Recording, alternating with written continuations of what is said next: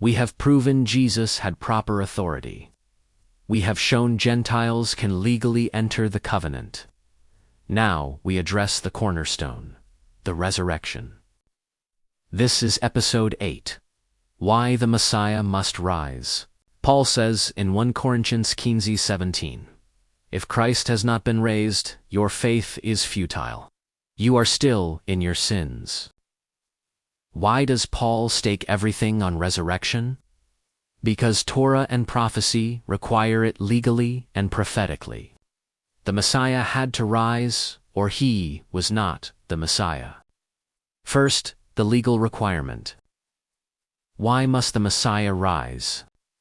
In the Levitical system, when the high priest entered the Holy of Holies on Yom Kippur to make atonement, how did Israel know God accepted the sacrifice? The priest came back out alive. Leviticus 16 describes the Day of Atonement. The high priest takes the blood of the sacrifice, enters the most holy place behind the veil, sprinkles it on the mercy seat. If he follows the procedure correctly and God accepts the sacrifice, he lives. If not, he dies. The people waited outside. They tied a rope to his ankle in case he died and had to be dragged out because no one else could enter. His survival was proof God accepted the offering. Jesus is the ultimate high priest offering the ultimate sacrifice. But unlike the Levitical priests who offered animal blood, he offered himself. Hebrews 9:12. He entered the most holy place once for all by his own blood, obtaining eternal redemption. So here is the legal question. How do we know God accepted his sacrifice? The same way Israel knew in the old system. The priest comes back alive. Jesus rose. His resurrection is God's legal declaration. I accept this sacrifice. The atonement is complete. Death is conquered.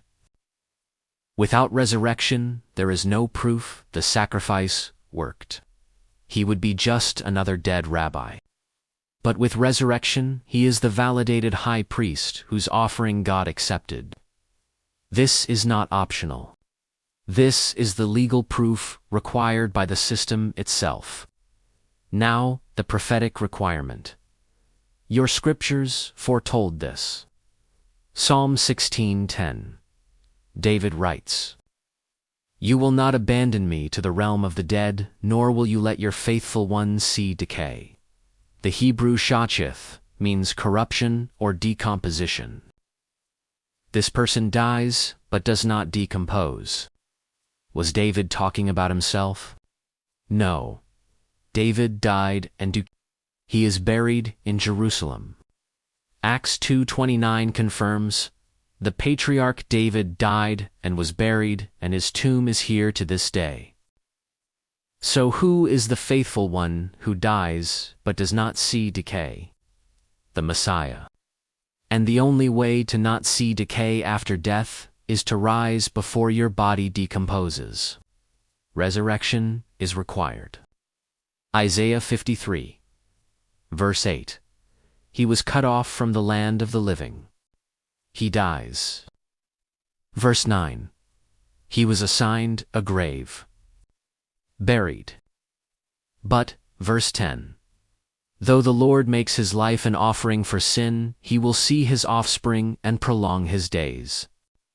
After he dies, after his life is made an offering, he will prolong his days. How does a dead man prolong his days? Verse 11. After he has suffered, he will see the light of life. After death, he sees life. That is resurrection language. Hosea 6:2-2. After 2 days, he will revive us. On the 3rd day, he will restore us. On the 3rd day, Jesus rose on the 3rd day. Matthew 28, Mark 16, Luke 24, John 20.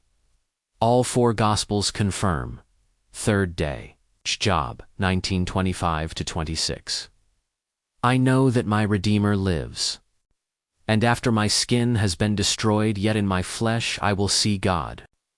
After my skin is destroyed in my flesh, I will see God. Bodily resurrection. These prophecies describe a figure who dies, is buried, but rises before decay on the third day. That is Jesus. So, here is the summary. Legally, resurrection proves God accepted the sacrifice, just as the high priest surviving proved acceptance in the old system. Prophetically, Psalm 16, Isaiah 53, Hosea 6, and Job 19 all require the Messiah to rise. Without resurrection, Jesus is just another dead rabbi. With resurrection, he is the Messiah who conquered death. The high priest whose sacrifice God validated the fulfillment of prophecy. This is why Paul makes it the cornerstone. If Christ has not been raised, our preaching is useless. If Christ has not been raised, your faith is futile, you are still in your sins. But verse 20. Christ has indeed been raised from the dead, the firstfruits of those who have fallen asleep. 8. The resurrection is not optional. It is the legal proof and prophetic fulfillment. The Messiah completed his mission. Your scriptures demand it. Jesus fulfilled it. Will you accept the evidence? Next episode. The legal case for baptism. Water, blood, Spirit. The three witnesses under proper authority. Questions? Drop them below or DM me.